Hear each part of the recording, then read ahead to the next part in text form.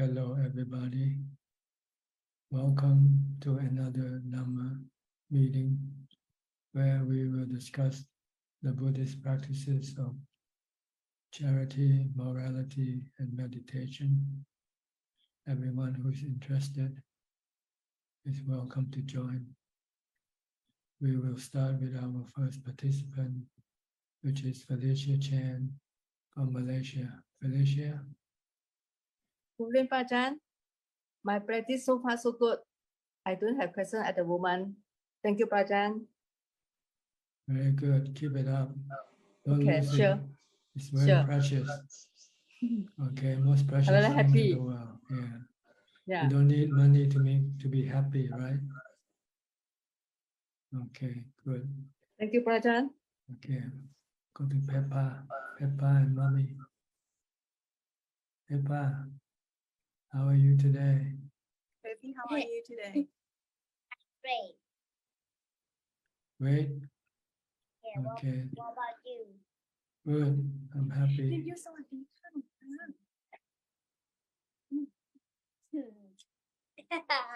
And what people want to tell them that?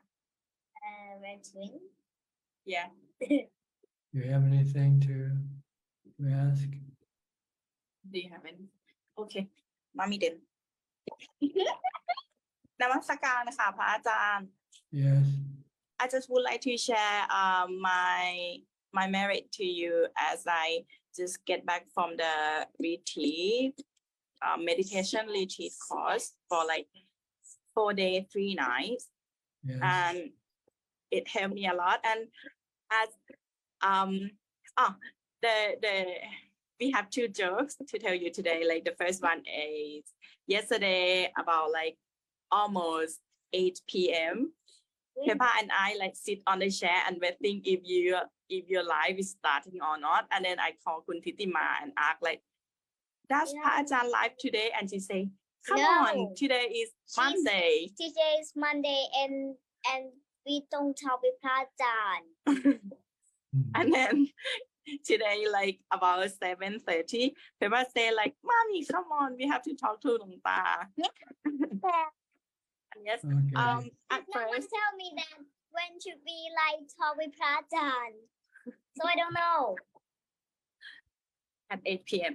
And for the first, I would like to ask you, like, as I go for a Whoa. retreat course, and I just found out as I gain like 30 kilograms, so it's not easy for me to like sit down and do the meditation before. So I sit on the chair and sometimes like sofa. So She sleep. no. And then I just want to ask you like if it's possible, but then I got home and I have this book with me and I just like accidentally opened the page number 75. And then she said, hoo-hoo. It have the answer, like it say like if it better to sit on sofa, like it's not too hurt, and you answer that we have to sit down and meditation to let it hurt, like to see how we can face it and how we can like go on it like a worship, like a Buddhist worship. Is it? Yes. We should not try to avoid pain unnecessarily because pain is one of our problems that we have to learn to solve. We cannot run away from pain. And there is a way by meditation in which we can deal with the pain. So, but in the beginning, if your mind is not strong enough to face the pain yet, then it's okay to sit comfortably first until your mind becomes stronger and have the ability to withstand the pain. Then you should sit cross-legged on the floor. That's the best position for sitting to deal with painful feeling of the body. Mhm. Okay, but if you're a beginner, you find it difficult, then don't worry, sit on a chair first. Try to develop more strength, mental strength, more mindfulness. And when you have stronger mindfulness, then you should be able to deal with stronger pain. You know? So Don't let your inability to sit cross-legged stop you from meditating. But you should aim that eventually you want to be able to learn to sit cross-legged and face the pain of your body, because this is the one of the tests or the examination you have to take if you want to succeed in your meditation. See, we don't have to rely on medicine to get rid of the pain. We can use our meditation practice to deal with the pain, not to get rid of it, but teach the mind how to cope with it by just staying calm. So you need a strong mindfulness in order to keep your mind calm and not reacting to the pain. Okay. Okay, I got it. Thank you so much พระอาจารย์ขอบคุณค่ะ All right. Okay. I'll go to Jordan now. Okay, from Toronto. Jordan. Good evening, Tan Ajahn. I don't have any questions today. Thank you, and we'll keep working with what you've taught me and listen to your answers to the other questions today. Thank you. Okay, go to your father. He's next to you, Trevor. Trevor, have you gone fishing or gone sailing? Good morning. No, not sailing yet. Although I did go on a sailboat, someone else's boat, a big old schooner about a week ago. That was nice, but there was no wind, so the sails were flopping, and then the rain and whatnot. But no, still working away, trying to get my boat ready. And what was my question? Oh, yes, when I meditate, one of the things that really disturbs me is ringing. I have ringing in my ears, and from loud noises in the past. You know, I have this condition. It's always there, but it becomes particularly noticeable when I'm sitting, being quiet.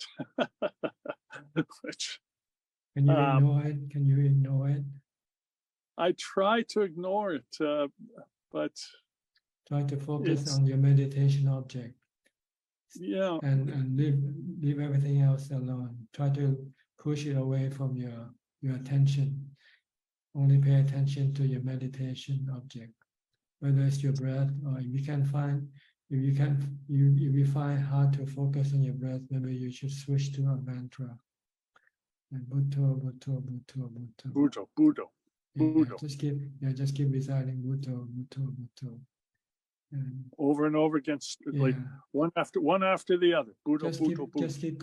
Just keep it doing for as long as possible until the ringing eventually disappear. Or if it remains, at least your mind won't feel disturbed by it. Once your mind becomes more calm, then it can accommodate the ringing.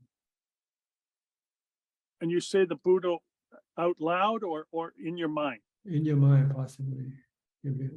But if you find hard, maybe you can do it just whispering with your mouth first to get it going. But eventually, it's better to just keep it inside the mind. Okay. Bhutto, Bhutto, Bhutto, Bhutto, Bhutto.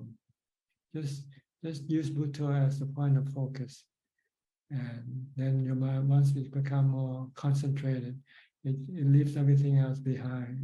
It leaves everything alone. And then things won't bother the mind. Then you can live with it. Live with everything else that may appear during your meditation. But eventually, I think when your mind becomes calm, everything will eventually disappear, and all you have left is blank, emptiness, and peace. I might have and silence. Happiness. Yeah, silence. So just use a mantra. Okay. If you find one word is too short for you, maybe you can find something longer, like Buddhang Saranam Gacchami. The Buddha is my refuge. Dhammang Saranam Gacchami. The Dhamma is my refuge. Sangham Saranam Gacchami. the Sangha is my refuge. And just keep repeating it again and again for as long as possible until until your mind feel comfortable and can coexist with the ringing. Okay. Okay, just try it out, see how it works for you. Thank you very much. Okay, you're welcome. Is that all for tonight, for today? That's all for today. Thank you very much. I'll just listen now. Okay, good. Next, we'll go to Professor Ken from Switzerland. Good afternoon, Tanajan. Yes, how are you? I'm fine, thank you. I have a question regarding the 10 perfections, which I think they can all be divided into 3 different levels. I know Tanajan often talks about Panya, the 3 levels, being Yes. Sutta Maya, Chinta Maya, and Bhavana Maya. Yes. But it seems that the 3 different levels also apply to all the other parami. Is that correct? And could Tanajan say something? I'm not sure. I don't think I have thought about it like you did. So you have to ask me something in particular, maybe, and then we can discuss on that. Okay. Anything? Samadhi, ubeka. Before you get to panya, you have to develop ubeka first. Ubeka is when you meditate with mindfulness and get you into the 4th jhana, and you get ubeka. But with samadhi, we have 3 types of samadhi. Okay. We have the kanika samadhi, appana samadhi, and upajara samadhi. 3 different types of concentration or peace of mind. Kanika is briefly, the mind becomes calm just briefly, like a flash of lightning. This is when you experience it the first time when you meditate. Usually your mind will drop into calm, and then for just briefly, and then it will come out of that state, because your mindfulness is not strong enough to maintain that state yet. Just strong enough to push the mind into that state, but not able to maintain it. Which I mean the 4th jhana when I say samadhi. But then once you have experienced the state of peace and calm, you become inspired and you want to do more. So you practice more mindfulness and meditate more. And then eventually you'll be able to enter into that state longer. Not just a few seconds, but maybe few minutes and 10 minutes, 15 minutes, and so forth. This is called appana samadhi. And then we have the 3rd type of samadhi called upajara samadhi. This type of samadhi is that when your mind becomes concentrated, becomes peaceful and calm, it doesn't remain still. It has this ability to go out and know something psychic. It can attain this psychic power. If you can have this upajara samadhi, the mind will not remain still in the 4th jhana. It will go into the psychic world and be able to communicate with spiritual beings. Like the Buddha, when he taught the Dhamma to the spiritual being, he used this type of samadhi. We call upajara samadhi. This type of upajara samadhi enable you to read the mind of other people. You can read what other people is thinking. And it also enables you to recollect past lives. These are some of the psychic power that you will get from upajara samadhi. But this thing is something that doesn't happen to every meditator. From what I heard from the teacher, they said that only about 5% of meditators will be able to achieve this psychic power. But this type of samadhi is not good for not good for enlightenment, not good for the support of wisdom, panya, because it doesn't have ubekha, equanimity. And without equanimity, it doesn't have the strength to stop the defilement. So if you don't have this psychic power type of samadhi, you should consider yourself lucky. Because if you do, you tend to become addicted to this type of samadhi because it gives you special power over other people. You know, you can read the mind of other people, be able to connect with the spiritual beings, recollect your past life. And so when you meditate, instead of staying in the fourth jhana and keep developing more equanimity, you tend to go out and into the psychic world and meet different type of spiritual beings, or go on to your past lives, or read the mind of other people. So this doesn't give you any equanimity. When you come out of this type of samadhi, your mind remain weak as before you enter into samadhi.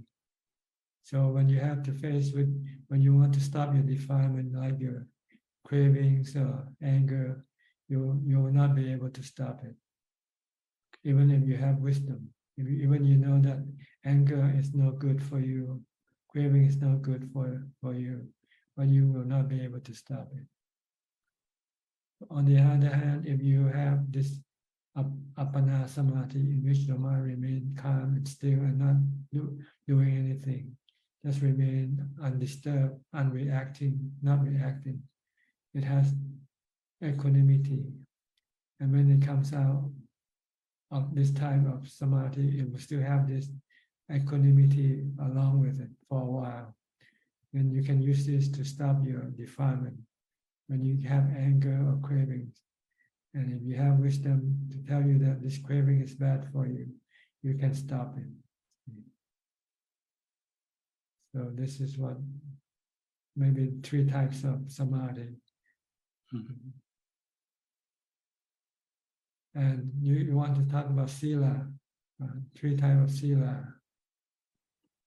Yeah, I think there's lots of the parami. It might take a long time to go through the 3 types of everything, but yeah. Like the precept, you have the lower level, you have the 5 precepts. First you keep the 5 precepts. But if you want to be meditator, you keep the 8 precepts. And if you want to become a monk, you keep the 227 rules of conduct called monastic code. Yeah. They are precepts also. They are more refined. They stop you from doing a lot of unnecessary activities. Okay. Okay, thank you, Tanajan. Yeah, that's about it for now. Huh? Okay, unless you think of something specific, then we can discuss it. Okay. Okay, thank you, Tanajan. Thank you. We'll go to Kwan Liman from Malaysia. She's been in Thailand for 3 weeks meditating. How was it? Okay, better? Yeah, yes. Tanjan, before I went to Wat Yan, I was actually helping in a Buddhist society for 2 months.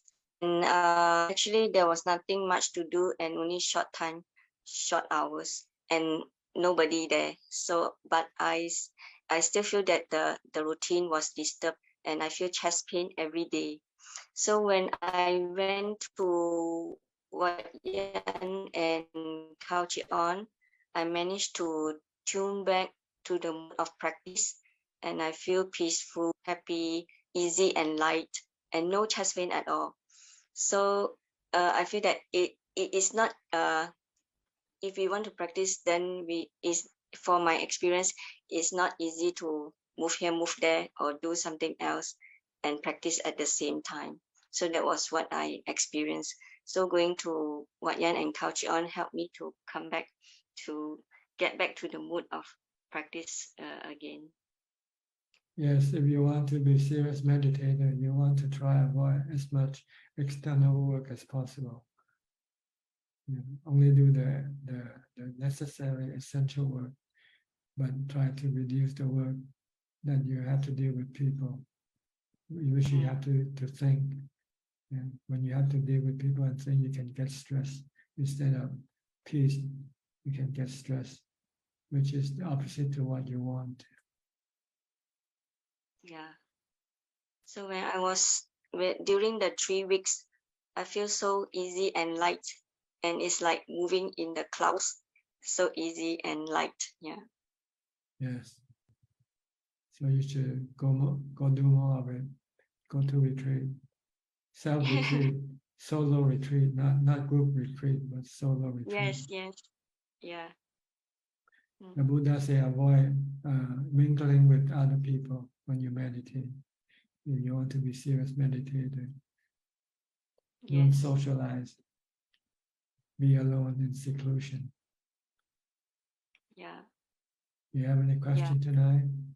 No, not. I cannot think of any question for a few weeks already, Tajan. Yeah. So Because you don't need to. Once your mind becomes calm, there's no need to ask any question. You only have question when your mind isn't calm. okay. So the answer to most of your question is to stop thinking, and then all your question will disappear. Yeah. If you keep thinking, you can keep coming at me and ask all sort of questions, and you'll forget the answer I gave to you. And next time you come and ask me some new question again, because your mind will keep thinking and keep curious about this and that thing, which doesn't do you any good, doesn't give you peace or contentment. But when you can stop thinking, that's when you find peace and contentment. And when you're content, then you don't need to have anything or know anything. Yes. That's why I told you when you came to see me, stop thinking, stop asking questions. Yeah. Until I cannot ask anything. Yeah. Yeah. Thank you, Tajan. Okay, you're welcome. Go to Wales, Diana. Greetings, Ajahn. No questions today, thank you. Okay, Stalin from California. Stalin, can you hear me?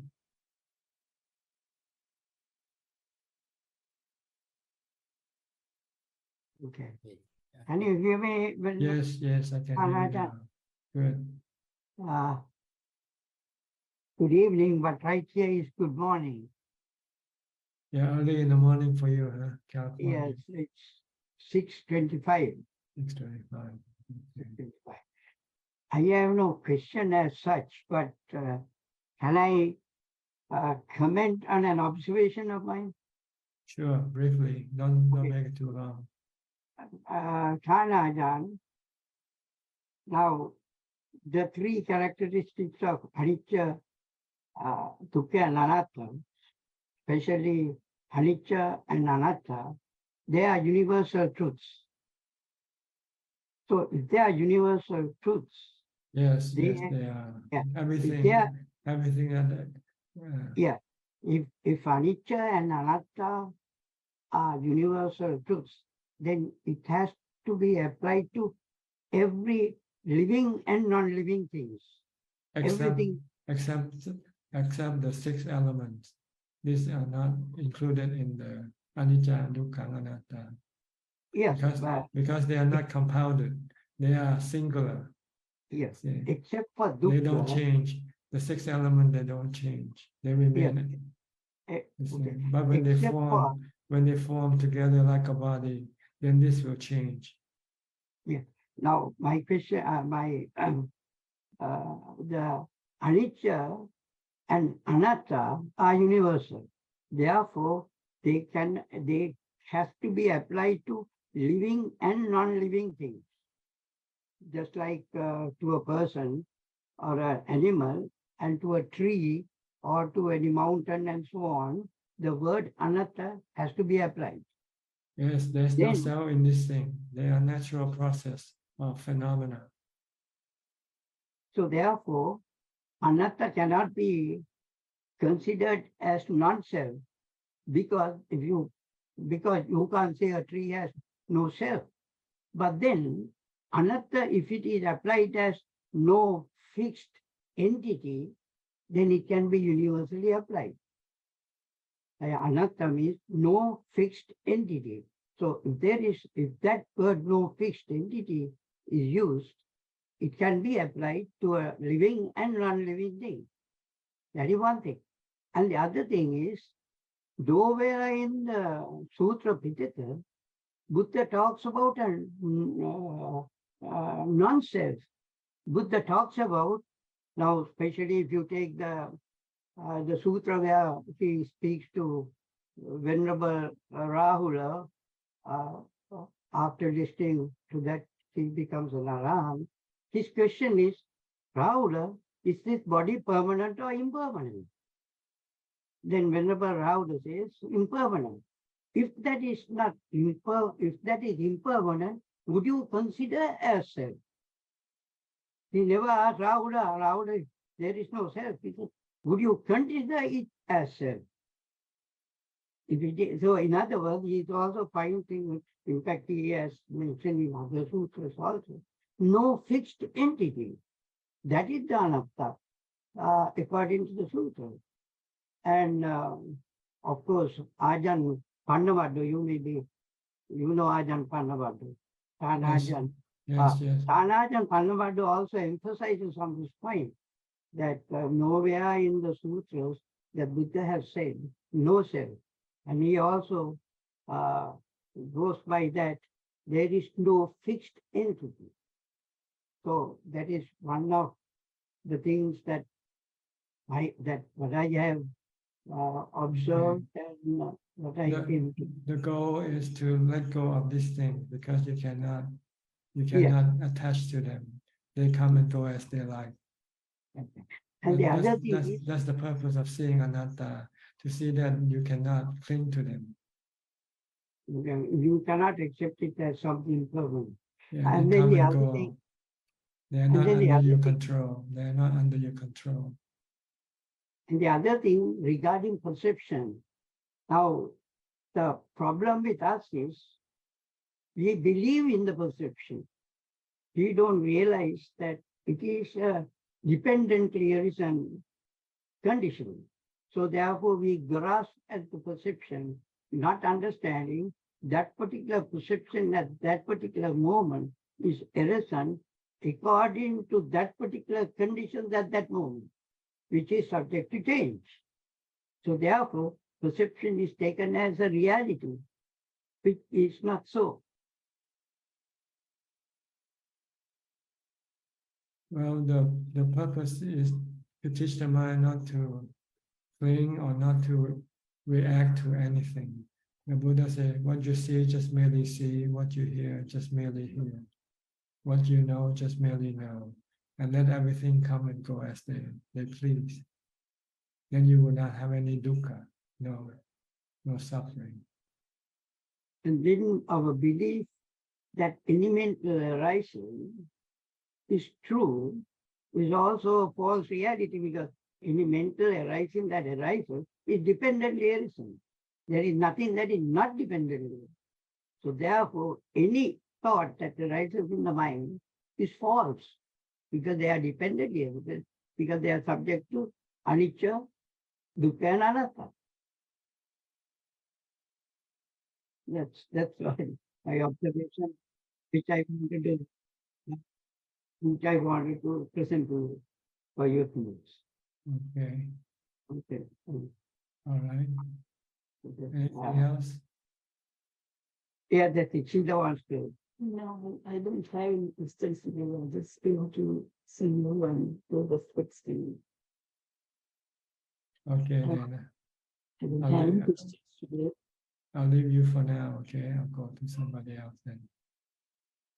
Good to see you both. Okay. Or go to Kusalo. Where are you from? Singapore? Kusalo?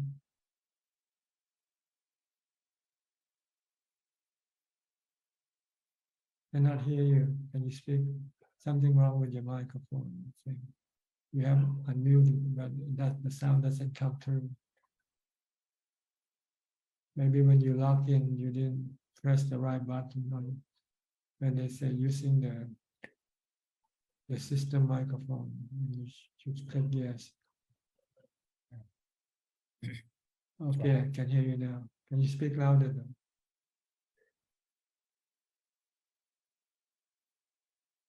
Is it possible not to use the headphone to see how it sounds better? Just use them. Yeah. Unplug Unplug. Unplug your headphone and use the computer microphone. See, maybe it works out. Can you unplug your headphone? Somehow your microphone that isn't working right correctly. Doesn't make any sound. You can hear me, right? Yeah, but we cannot hear you. So try to unplug your microphone, your headphones, and use the machine, whether it's a phone or computer.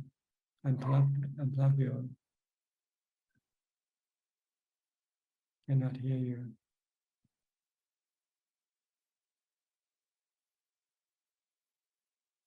Cannot hear you. Cannot hear you. Okay. Come back in. Try again. Okay. I'll go to somebody else first. I'll go to Scott. Hi, Scott. Where are you from? Hello. This is my first time here. I was suggesting and recommended to come along to see here. It's really nice to be amongst you. I live in Bangsaray. I see, very near. Yeah, very near. We've been here for 8 months, and I have meditative practice I've been using for some 10 years. But I want to expand. I want to learn more. I want to know what you do and how you do, and just want to know more.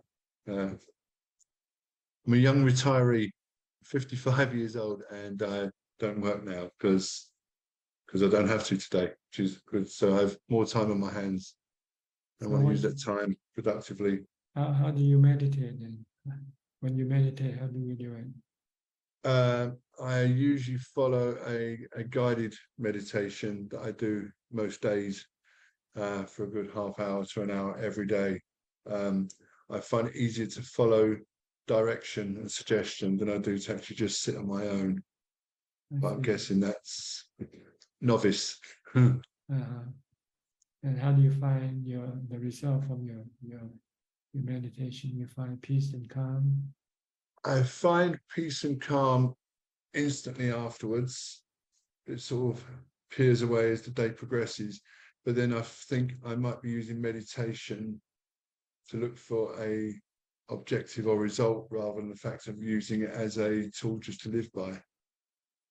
I'm trying to find an outcome rather than actually meditation. I believe should be about the journey, but I'm looking for a destination. I need to bring that back in. If that makes sense. Well, meditation, according to me, from my practice, is to have happiness within yourself, so that you don't have to rely on other things or people to make you happy.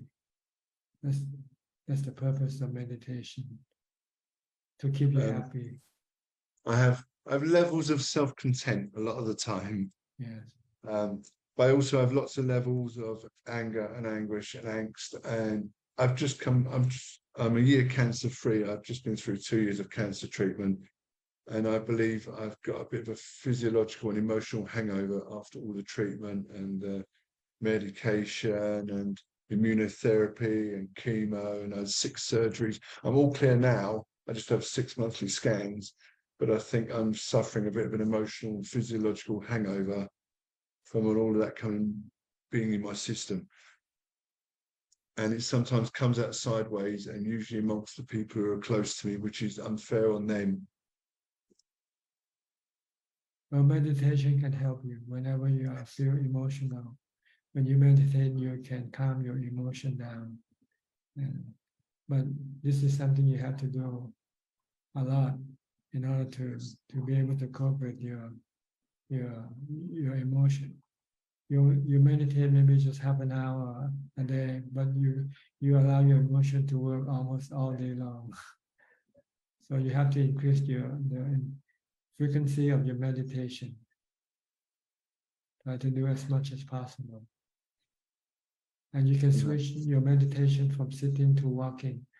After you come out of sitting meditation, don't let your mind go without any control. Keep it under control. It's your thought that keep creating the emotions. So if you can somehow prevent your mind from thinking, then you can stop your emotion from arising.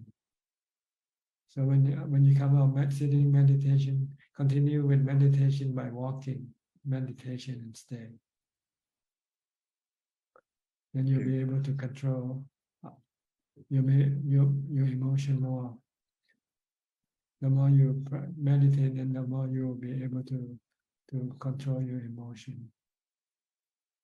I'm here to learn, and any assistance, suggestion, direction, everything. I'm very, very open to everything. So thank you. Thank you. Okay. So I mean, you just continue on with whatever practice that you do. Unless you want me to ask us how we do it, we usually use a mantra when we meditate, or we use the breath, watching the breath. Just keep watching the breath. And if you pay attention to your breath, then you will prevent your mind from thinking about other things. The goal is to stop thinking. When you can stop that thinking completely, then your mind will become still and peaceful and happy. So that's the goal of meditation. Okay. I intend to see you virtually soon and for real soon. Okay, good. Good to see you. All right. We'll go to Julia from Colorado. Julia. Hello, Ajahn. Good morning to you. Good evening, Ajahn. Wow, that's really cool to have access to an Ajahn who even knows where I am and what time it is, and so skillful, so attuned. I feel lucky, and I'll just listen. Okay. You still maintain your practice? Yeah. So I sit formally in the morning and in the evening, and then I decided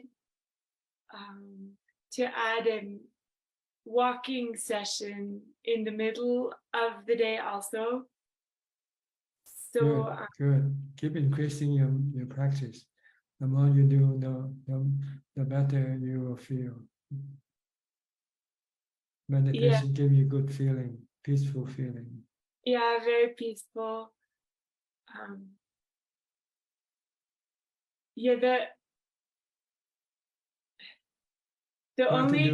Try to do some intensive practice. Choose one day to do just walking and sitting meditation alternatingly without doing anything else except the essential work that you might have to do. Otherwise, just spend time with walking and sitting meditation. I think you'll find something good from it. You have to increase your effort. The more effort you put in, the more result you will get. Yes. It's better than watching TV or eating apple pie or drinking coffee. Yeah.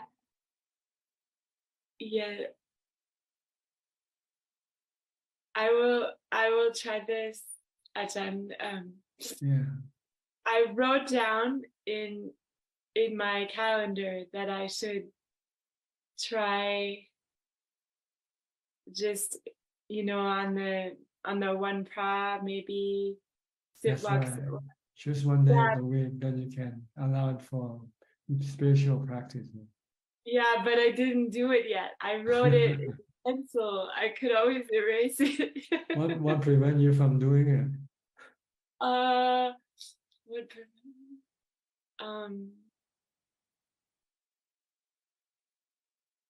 What prevent?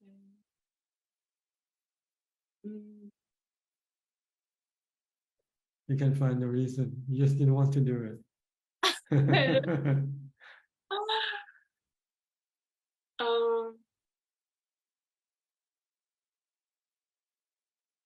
You're not inspired, let's put it that way. So you should listen to more Dhamma talks from the masters, from the meditation masters, or read the Buddha's teaching. This will inspire you to do more practice. Yeah. Yeah. Okay, Ajahn. Okay. Okay. I've just posted some of Longta Mahabu's teaching audio translation in English on the YouTube, my YouTube Dhamma in English, or on Facebook also, I think. And you can That's listen to wonderful. his, at least there'll be a clip every week, once a week, then you can listen to his talk now. Oh, that's so wonderful. You know, before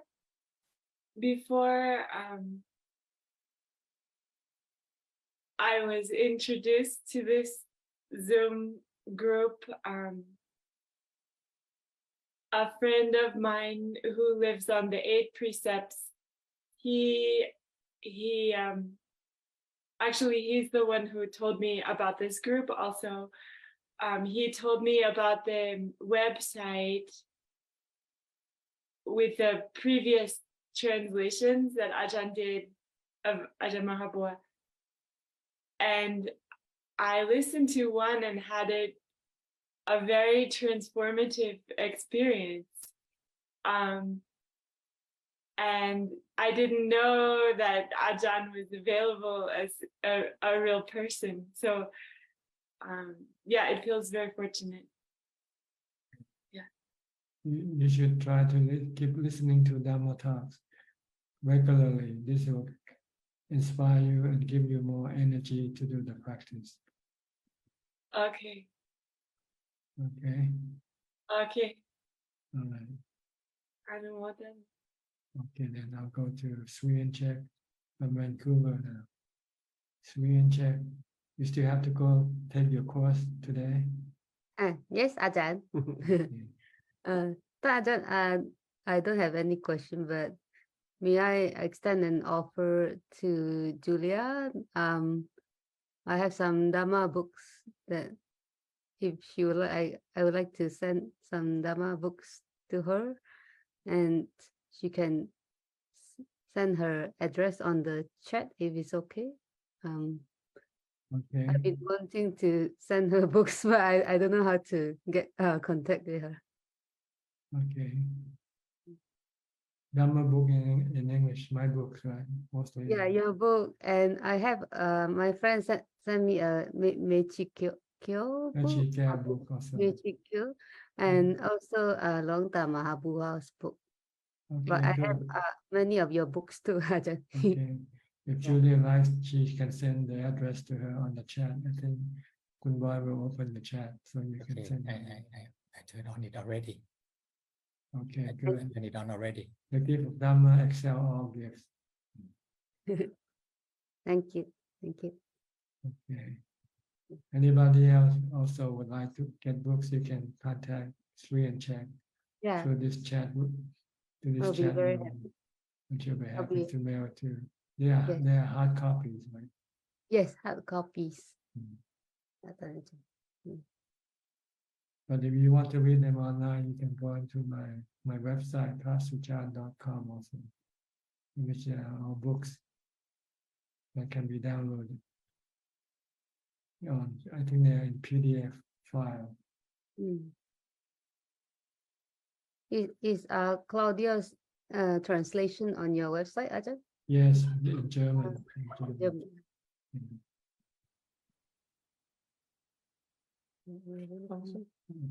Like any relation with mindfulness and vimamsa? Vimamsa. Vimamsa means, I think, careful consideration, I think. This is wisdom, to think, to consider things in a very rational manner. It's called vimamsa. To investigate, to analyze. This is vimamsa. Mindfulness is to be merely focused on one thing, on one object, such as your body or a mantra. This is called mindfulness. But vimamsa is wisdom, right? Investigating the nature of the body. Is the body good looking or is not good looking? In order to see whether the body is good looking or not, you have to go through the 32 parts of the body. Once you look at the rest of the body that you don't see because it's under your skin, but if somehow you can manage to see the other parts under the skin, then you'll be able to see the unpleasant part of the body. This is called vimamsa.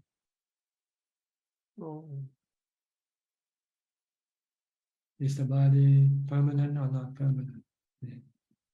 And you can look that eventually the body will stop breathing, right? So it's not permanent.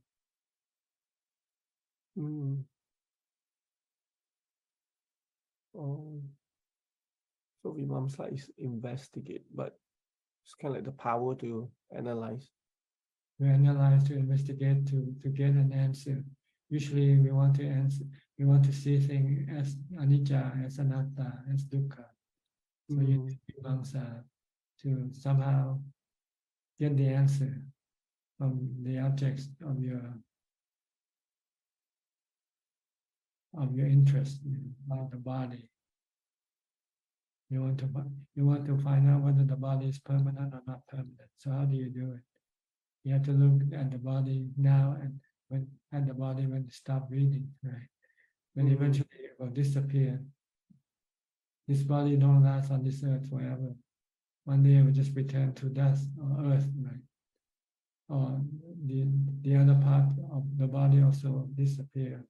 The water part will disappear. The wind part or the air parts, and the heat part, the temperature, the fire part. When the body dies, the body will become cold. It won't be warm. That's because of the fire element has disappeared from the body. When the body dies, stop breathing. So there's no more air coming into the body. They are just air living in the body. And so the water will seep through the various opening of the body. And eventually the body will just become dry skin and dry organs wrapping around the body, around the skeleton. And you leave it long enough, it will then become eventually decay and become dust or earth. So this is anicca, impermanence.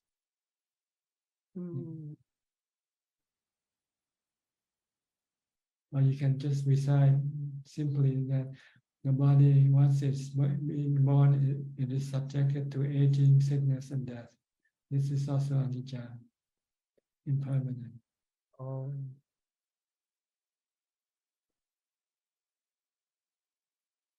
It doesn't last forever. It's a temporary creature. It's not a permanent, long-lasting creature.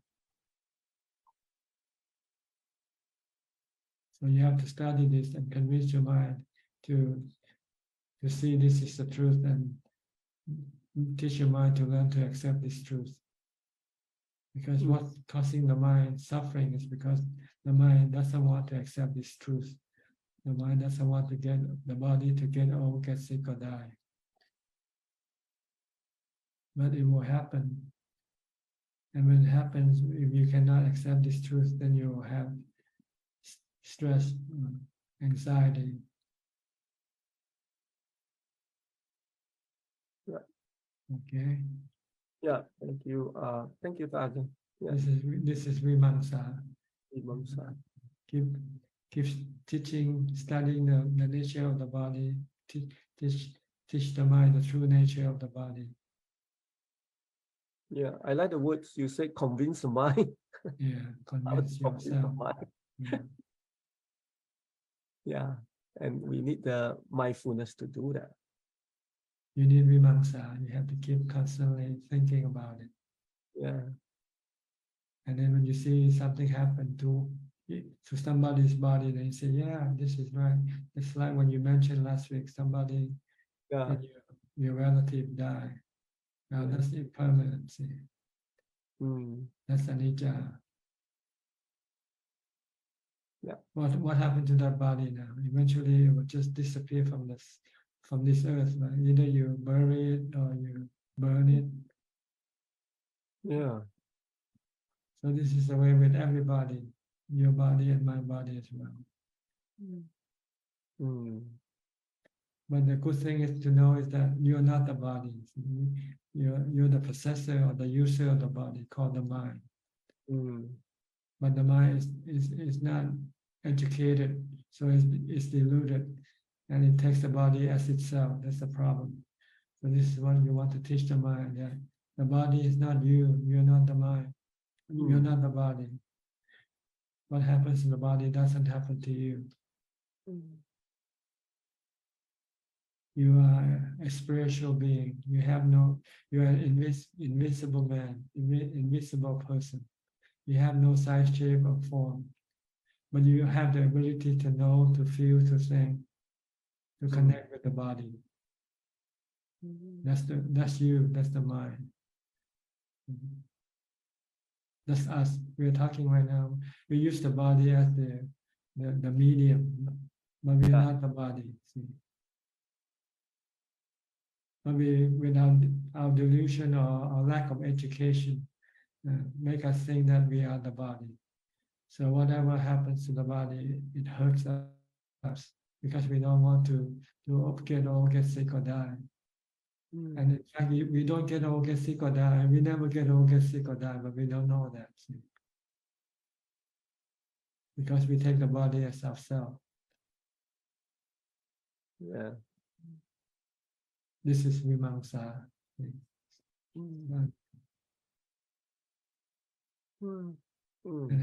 And how do you convince this?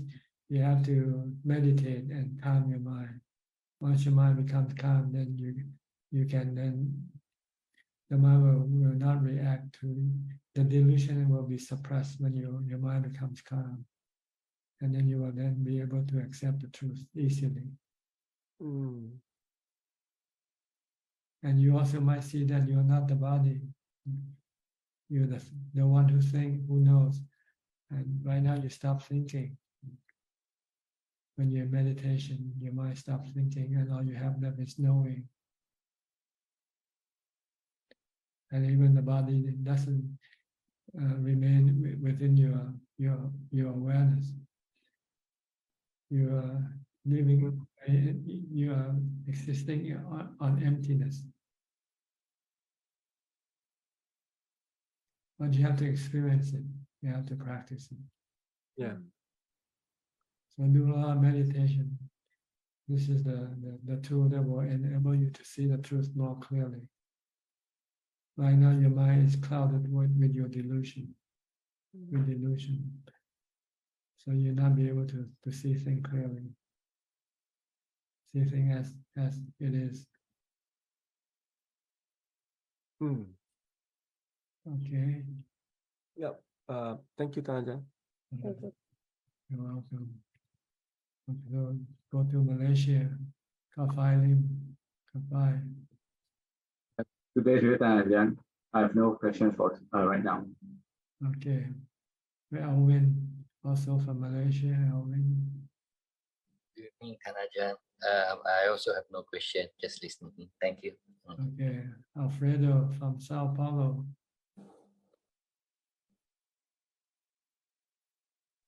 Hi, Mountain. Hi. Good. You feel good? Good, good. You have Ubeka? Yes, Equanimity? Okay. yes. Supramundane. Samsara is not exist, but samsara is samsara is a perception, Bante. Well, samsara are the three realms of existence: sensual realm, rupa realm, arupa realm, form and formless realm of existence. As in supramundane systems. Supermundane is beyond the samsara. When you enter supermundane, you are actually leaving the samsara. You're leaving the three realms of existence and enter into nibbana. Yes. Yes. So good, not socialize. Okay. Okay. Everything okay now? Yes. Okay. All right. Hope you stay happy all the time. Yes, tranquility life. Okay, good. I'll go to the next person now, okay? Go to Intan from Indonesia. Good evening, Lopo. I have no Yes. question. No question, okay. Yes. Go to Charlotte. Yeah, one of my question. Today I have a question. And so, what is the meaning of one Dhammakanda? Is Dhammakanda consists of one paragraph or one sutta? Yes, the meaning of Dhammakanda. The meaning of what? Of Dhammakanda. Dhammakanda. Yes, yes. I think it refers to one sutta, one Dhammakanda. It's the sutta, one discourse given by the Buddha. Or one discourse. Yeah. I mean discourse of sutta. Like the Dhammacakkappavattana Sutta, Anattalakkhana Sutta. These sometimes they are called Dhammakanda. In the Tripitaka, it says that there are 84,000 Dhammakanda contained in the Tripitaka. Okay, does this answer your question? Yes, yes, clear. So one discourse consists of one Dhammakanda. Yes, right. One discourse or one sutta. Yes, thank you, Ajahn. I wish Ajahn give healthy and well. Thank you. Okay, go to Singapore. Belinda.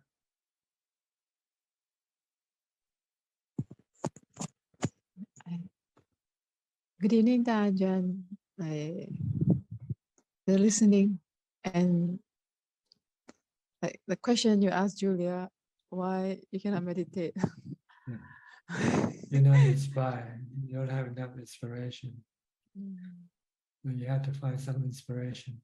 And the best source of inspiration is the reading or listening to Dhamma talks or reading the books by Buddha or the noble disciples. Every time you listen to their talks or talking to them, discussing Dhamma, you feel inspired. Okay. That's why you come into this room, maybe you get a little inspiration from listening to our discussion here. All right, I'll go to Philip now. Philip from Malaysia. Good evening, Tanajan. I hope you're doing well. I'm glad to be listening and I don't have any questions tonight. Okay. Gary from Singapore. Good evening, Tanajan. How are you? Good, thank you. Yeah, I just came back from the 10-day retreat a couple of days back. The 10-day Vipassana retreat from Goenka, yeah. And I felt very grateful to be able to make it for this retreat. Yeah. Was it heaven or was it hell? Sorry? Was it heaven or hell? It was half, I think. Half and half. Yeah, there are moments where I really see anicca experientially, because we were made to sit for what we call the aditana. So you experience dukkha. Yeah, a lot of dukkha, a lot of hard work, a lot of challenges, especially in the beginning. But then as the day went by, it became easier. Yeah, and the No and pain, no gain. No pain, no gain. no You have to pain, no go through the gain. pain Exactly. first. Yes. At first, it was quite a slog for me, because it's a 10-hour sitting meditation. So it's only 5 minutes of break in between. That's good. You need somebody to force you to do it. Normally, if you're alone by yourself, you cannot force yourself. Yeah. Normally we want to sit maybe 1 hour in the morning or 1 hour in the evening. But this, in the retreat, you have to really work for You it. have to follow Follow the schedule. order. Yeah. So I think I'm very grateful to make it for this retreat, and also You should continue with your practice when you come back, and treat yourself as if you're still on the retreat. yeah, but it will be very challenging, because there's more Well, distraction. if you want to get anywhere, this is what you have to do. More Yes. practice and practice Yeah. and more practice. Yes, practice definitely. I need more practice because my equanimity not good enough. So at times I could go for. I mean, I can stand the pain, the unpleasant sensation without moving. But sometimes I just cannot do it, because I'm not sure, because it could be the long hours that the legs just become painful very quickly. But anyway, that was a good experience. Yeah, it's good to go from time to time. Try to go as much as possible. Okay. Okay. Thank you, Tanja. All right. Go to Indonesia, to Willie, Machi Willie. Good evening, Tanajan. Today I don't have any questions. Thank you. Okay. We'll go to Holland. Aroka, are you still in Holland, or are you in the jungle somewhere?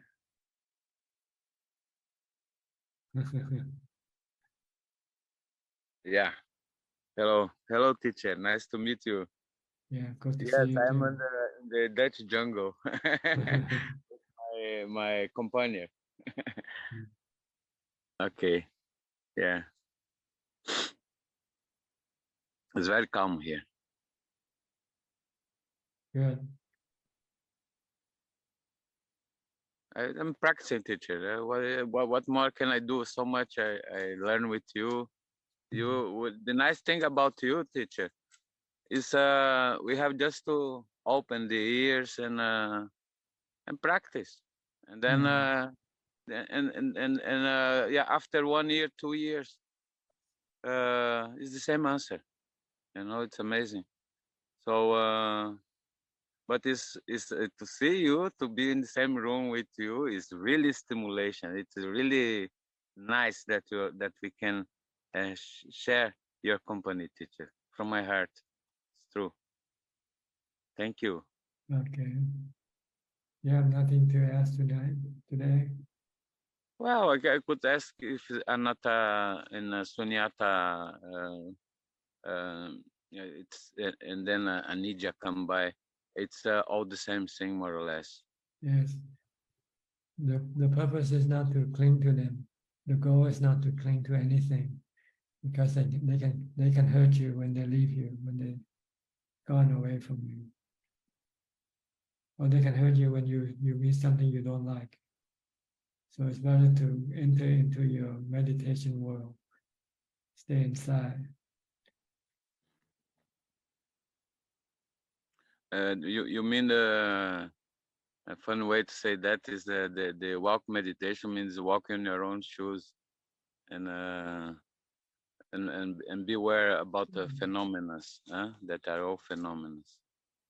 Is that true? Well, be aware and not react to them. Just be aware. Let them come and go, good or bad. No need Even to. when they want to see your reaction. Let's say if I have to make a testimony, then I may not lie. Or if you have to react sensibly, not with emotion, but with rationality, with common sense. I used to use humor, you know. Mm. And let's say I was with darker glass. Somebody asked me, "Well, I cannot see your eyes. Can you?" Then I say, "Okay, I will make a strip for you," and then they laugh.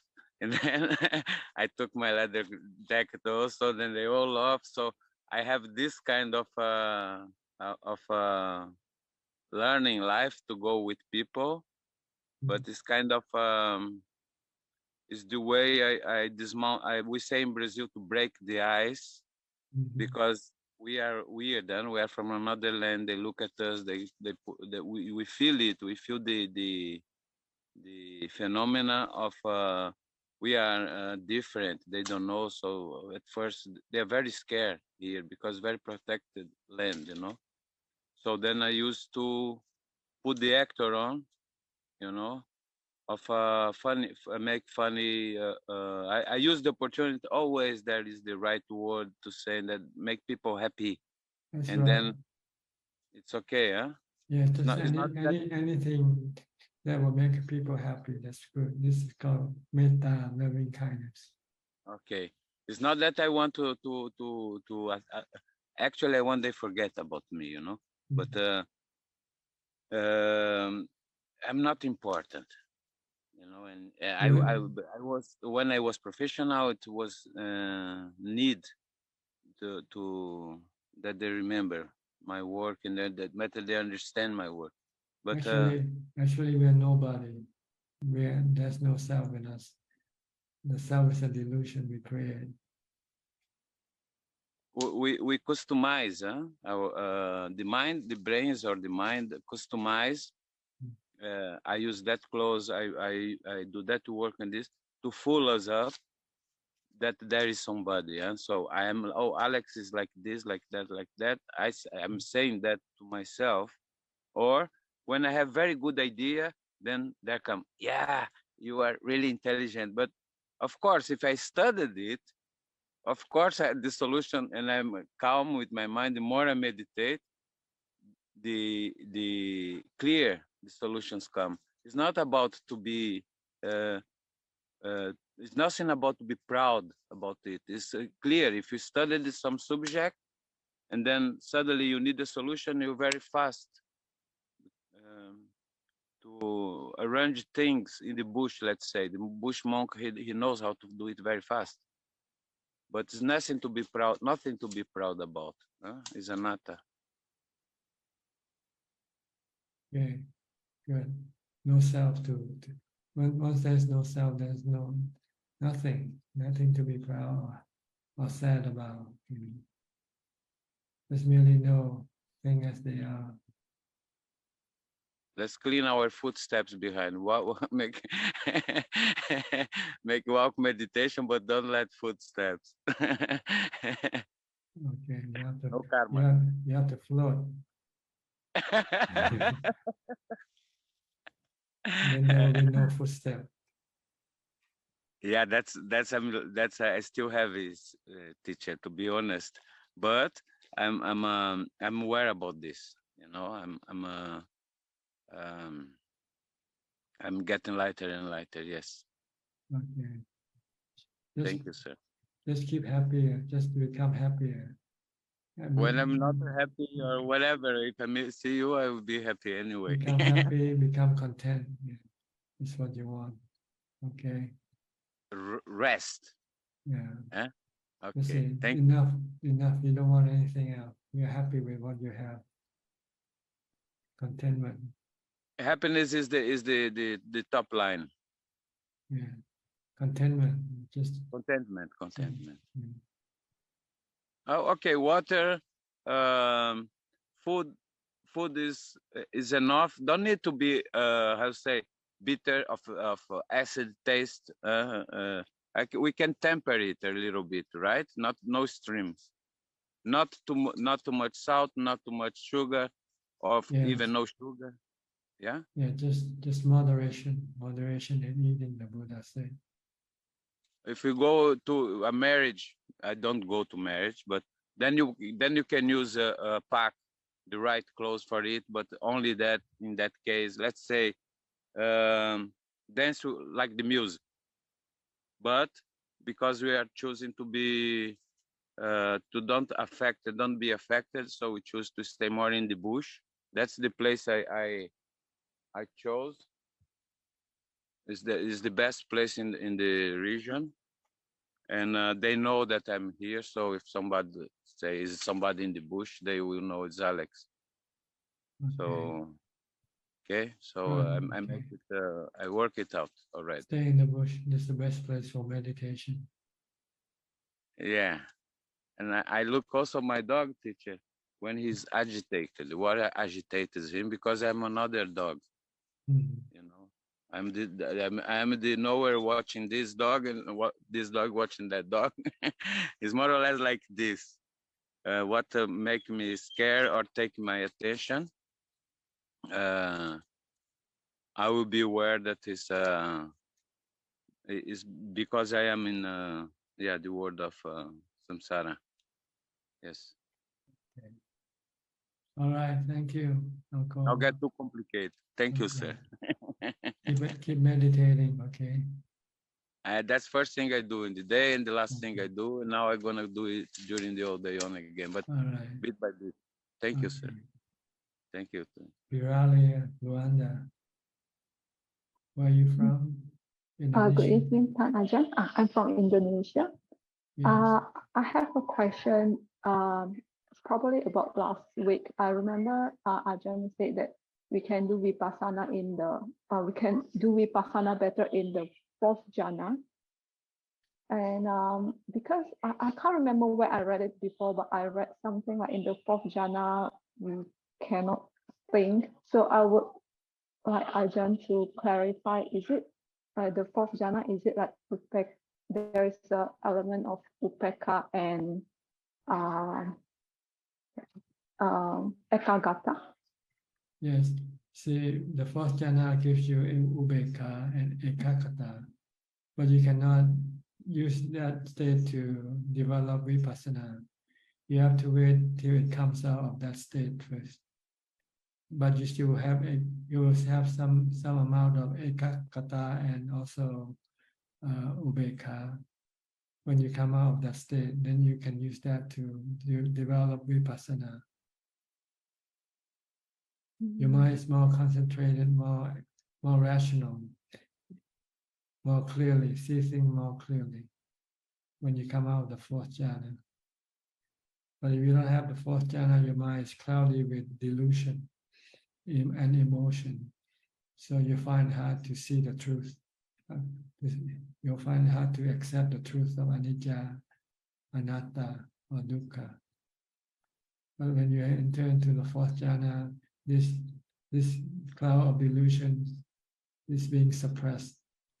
So when you come out from meditation, this cloud of delusion is still partially suppressed, but it will return eventually. But when you first come out, your mind is more clear, with less delusion.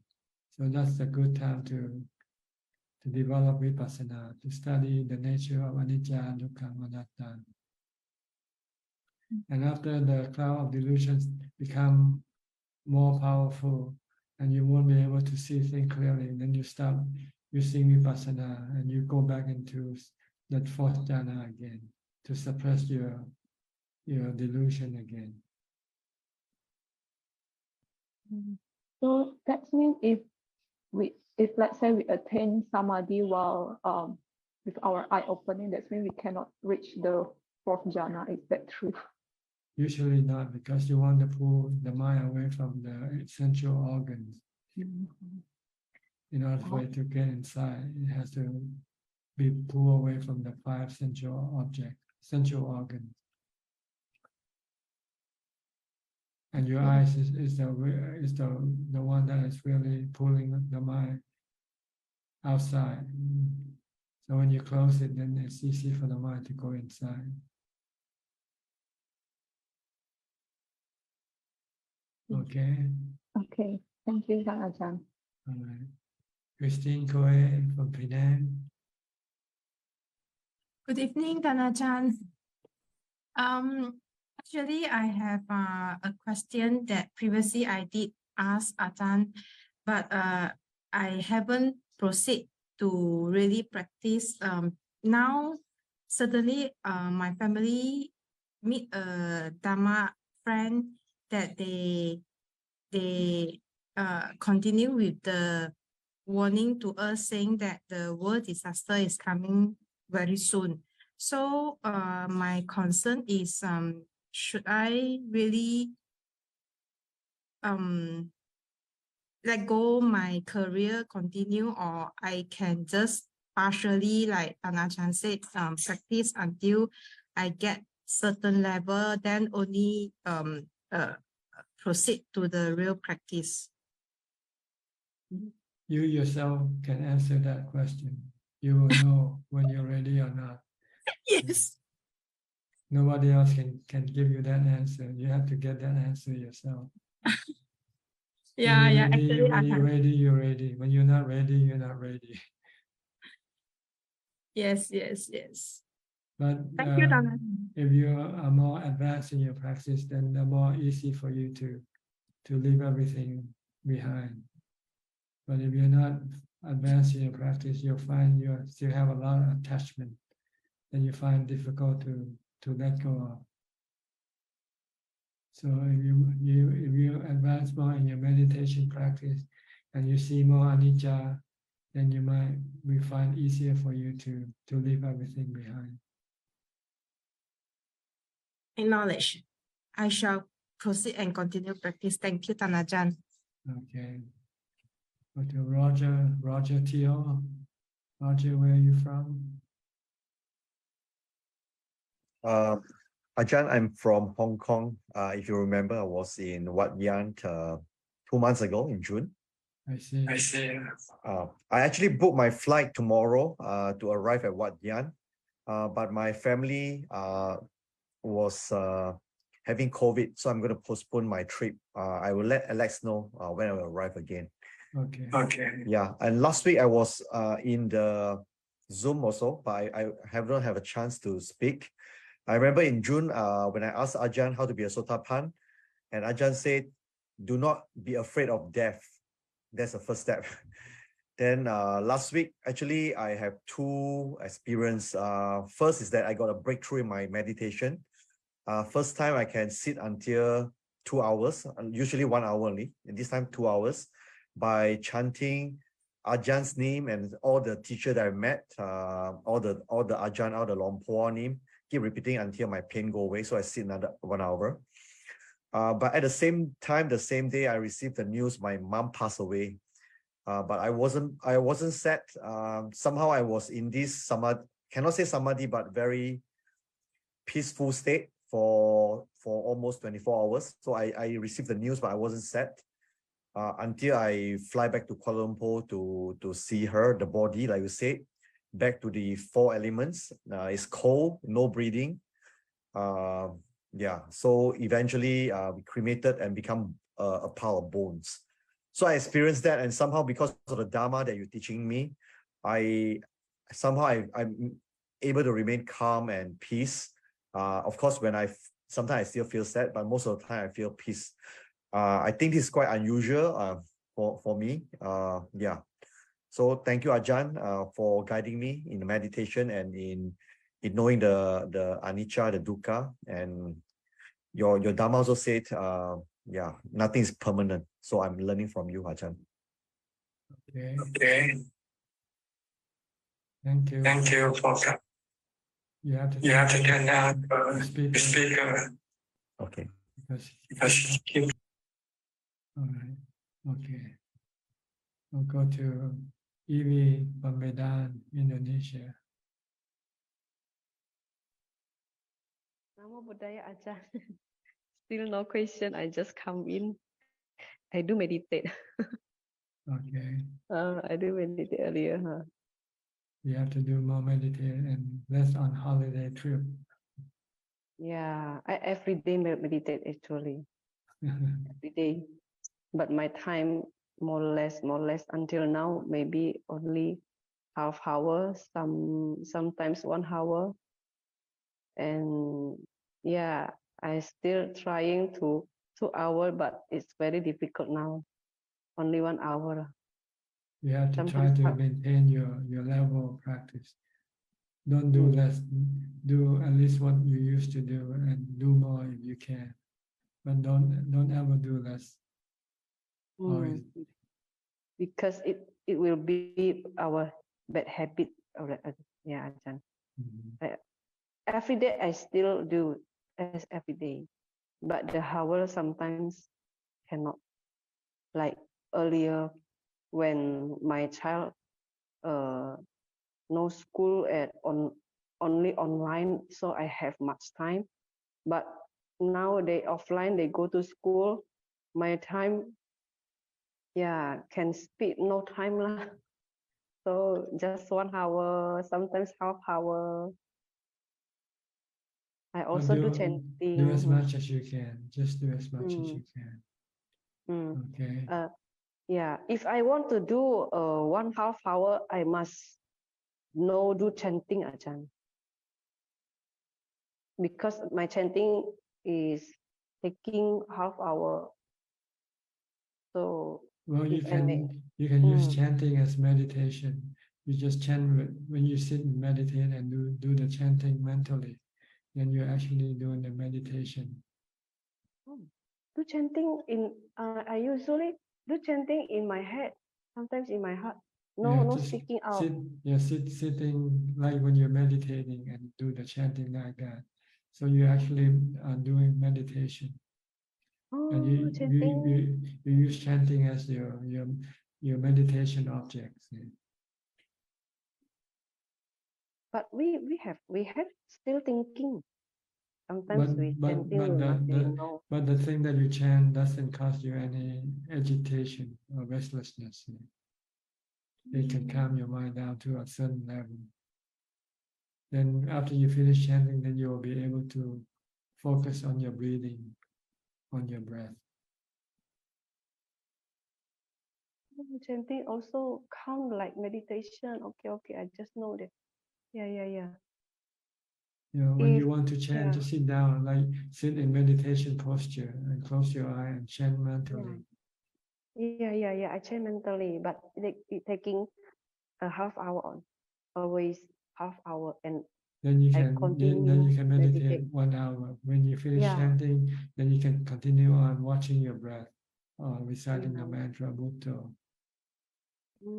Yeah, I do like that. Yes. Okay. Okay, Ajahn. Yeah, Ajahn. Good. Okay, thank you, Ajahn. Okay. We'll go to question from Facebook or email now. Yes, we have altogether 11 questions this evening, 8 questions from the assistant email account. The first question is from Charles from New York. Does Buddhist practice lead to a type of knowledge where one knows beyond any possible doubt that a permanent stop to dukkha is possible, not just a feeling of certainty or an experience that one misinterprets as proof, but actual true certainty that not only an end to dukkha is possible, but that this end is absolutely permanent? Yes, if you practice the 2 levels of meditation, samadhi and wisdom. We call samatha bhavana and vipassana bhavana. The next question is from Hua from Singapore. How do I achieve equanimity when it comes to my loved ones when they're ill with chronic recurring disease? After all, I will definitely feel more worry for them than compared to outsiders. Well, you just have to switch your perception see them as outsiders and not your loved ones. If you can see them as outsiders, then you won't have any sadness when you see them get sick. It's just a matter of your perception. But actually, your loved ones and outsiders, they are the same. They have the same type of bodies, which are subjected to aging, sickness, and death. So all you have to do is switch your perception. See your close loved one as somebody you don't know. Then you will not feel any sadness. The next 4 questions are from Samanji from Sri Lanka.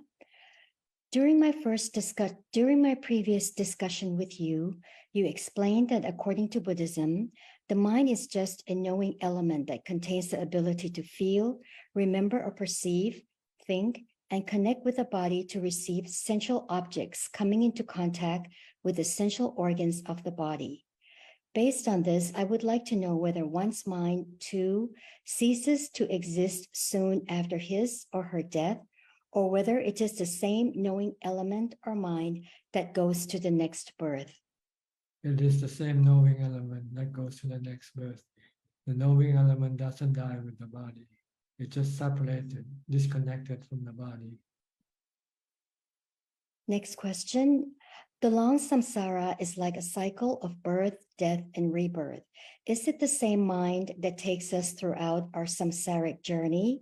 And if the mind is just a knowing element, what is a common factor or thing that goes with a being or a person throughout the samsaric journey? One that goes with the mind is the good or bad karma that one's performed when one's alive.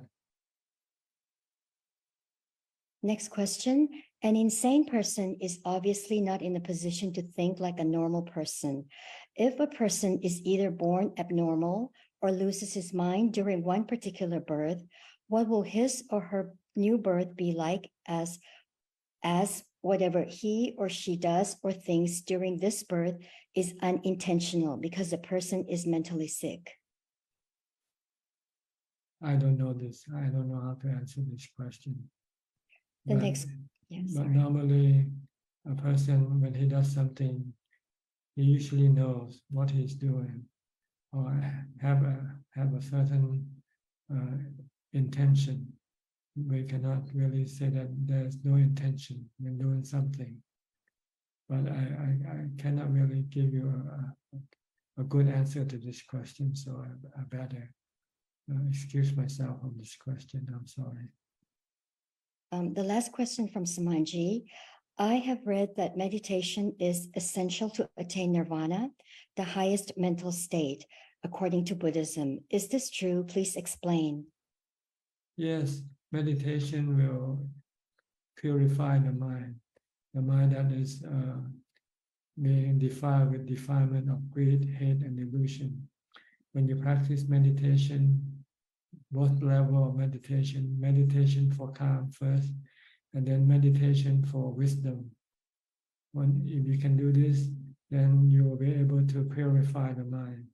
Once there are no defilement left in the mind, then the mind have reached Nibbana.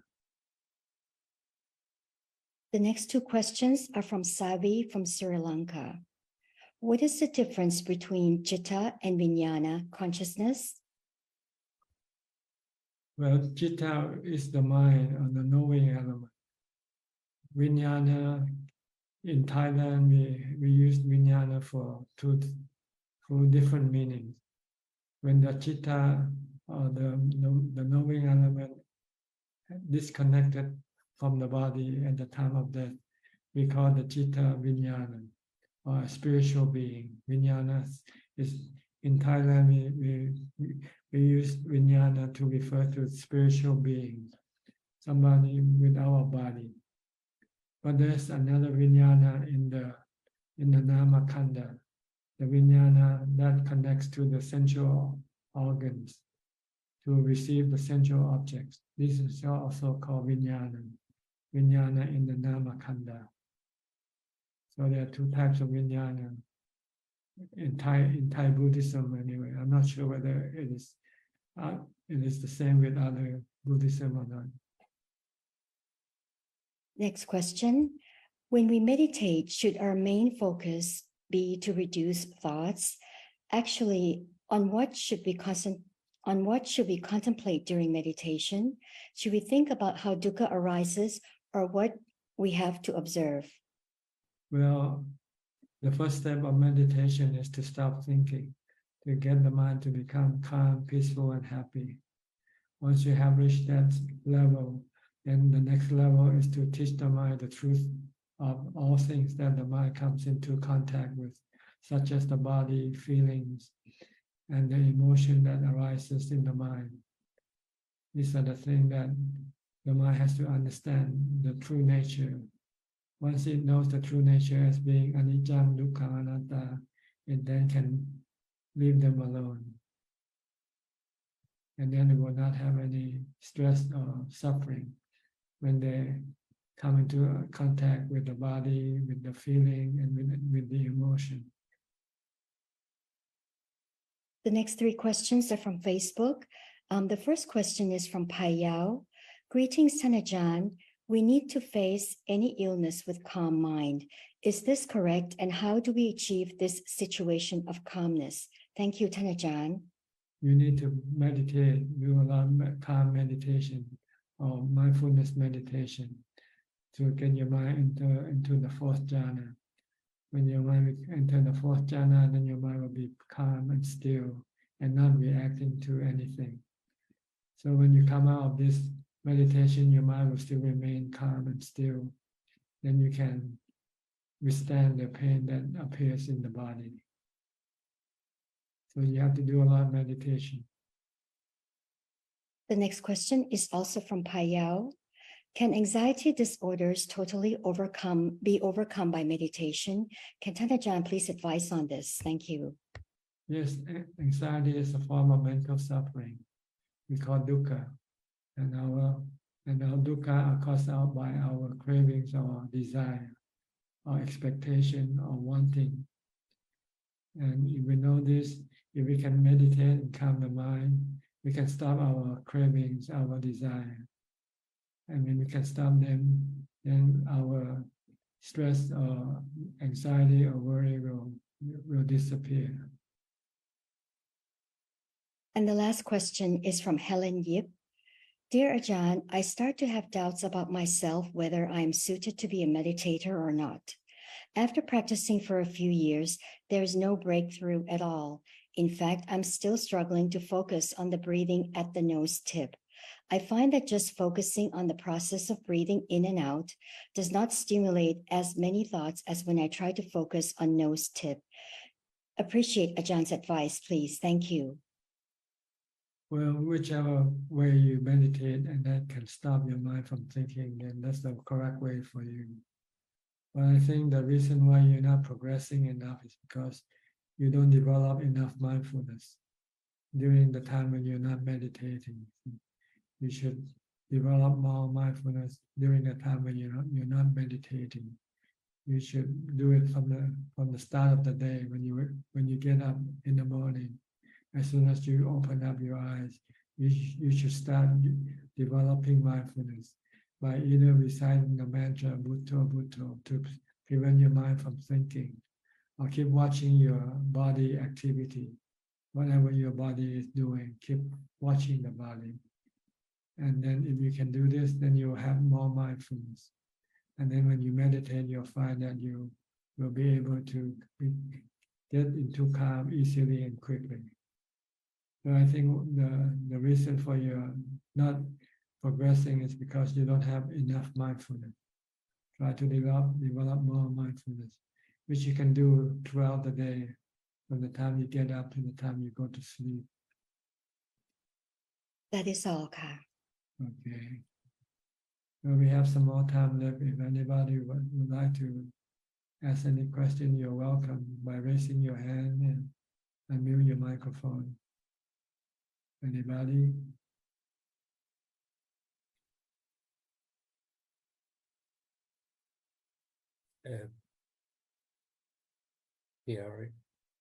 Piraria. Okay. Ajahn, I have another question. As let's say as Arya progress through the stages, is it a requirement to reach the fourth jhana, or can we just make do with the first jhana? No, you need the fourth jhana to get equanimity. Because if your mind has no equanimity, it cannot stop the cravings or the desire. So that means as someone progress, they also need to deepen their samadhi. Is it right? That's right. You have to first master your samadhi first, so that you can keep your mind calm anytime you want, anywhere. Once you can do that, when you get anger, you can stop it right away. When you get greed or cravings, you can stop it right away. But if you cannot stop your mind to keep it calm, then you will not be able to stop your anger or your greed. Okay, so try to meditate, try to get into samadhi. If you can get to the first jhana, then it's easy to get to the fourth. The first jhana is when you are watching your breath or reciting the mantra and not thinking about other things. And just keep doing this until eventually your mind will drop into calm and become still. Okay. Thank you, Ajahn. We have next Roger, Jill. Yeah, Ajahn, my question is, in order to transfer the merits to the departed one, when we do meditation, do we chant the transfer merits before or after the meditation? Well, you have to turn on your speaker. Keep Keep coming back. I'm not sure what happened to you. Okay. See, when you meditate, you're not actually getting any merit yet because you haven't achieved any result yet. So you're not able to transfer any merit to the departed yet. If you want to transfer merit, the easiest way is to do charity. Because when you do charity, you get merit. Your mind become happy, peaceful, and happy from giving. Then you can share those merit. But when you meditate, if you haven't yet calmed your mind to the point of jhana, then you will not have any merit to transfer yet. Okay. But if you have this fourth jhana, and when you come out fourth jhana, then you can transfer this merit to the departed ones. Okay. Understand? Okay. Good. We have more questions? Yes, we have one more question that just came in from Karen Chu. What is your advice to layperson to hold the mindfulness through the day? Like I said, if you can recite the mantra Bhutto Bhutto when you do things that you don't need to do any thinking, to prevent your mind from wandering about, thinking about other things. Or if you cannot recite the mantra, if you can keep watching what your body is doing at the moment, just keep watching. If you're standing, walking, sitting, just watch the body. If you're eating, just watch the body eating. If you can do this, then you will not be able to go think about other things. So this is developing mindfulness during the day, so that when you meditate, you have a lot more mindfulness, and you'll find your meditation will be easy and get result faster. Okay. Anybody would like to ask any more questions? It's Diana. Diana, okay.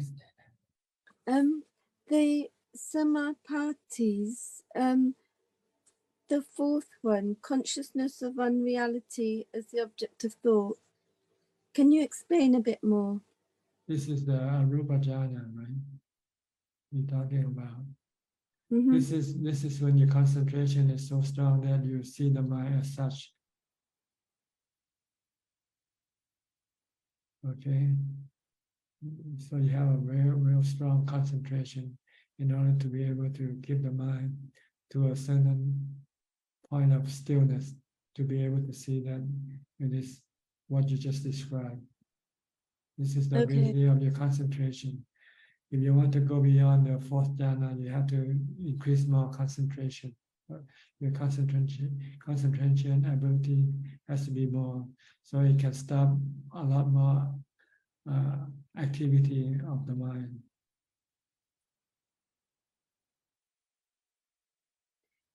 What does it mean about the unreality of things in that nothing is present except where we are in the moment? That's when you enter into the states through your concentration, to your mindfulness. And then you can use that state as your object of concentration, object of mindfulness. But you just have to keep concentrating. There are still some other mental activity that didn't stop with the thoughts. There's still perception, and there's still some form of feeling and some form of vijnana, some consciousness is still active. I understand, I think. I see. Yes. But you don't need to go that far. It's not necessary. All you need is to get to the fourth jhana, because you don't get any more equanimity than that. Then even if you go to the fifth or sixth, seventh level of jhana, you still get the same equanimity. Yes. So you don't need to go there. But for some people, they have real strong concentration. So then they are able to suppress more mental activities. Yes. I don't think it's going to happen to me yet. Let's just get to the fourth jhana first. Okay.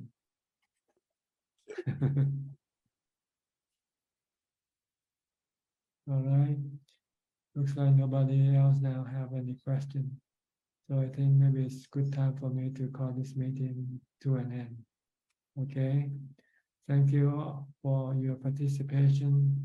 I hope this meeting will benefit you somewhat and help you advance in your practice. In the meantime, please be safe, be mindful, and be happy, and keep on practicing. And if all goes well, I'll see you all at the same time next week. Okay. Thank you and goodbye. Thank you, Ajahn. Thank you.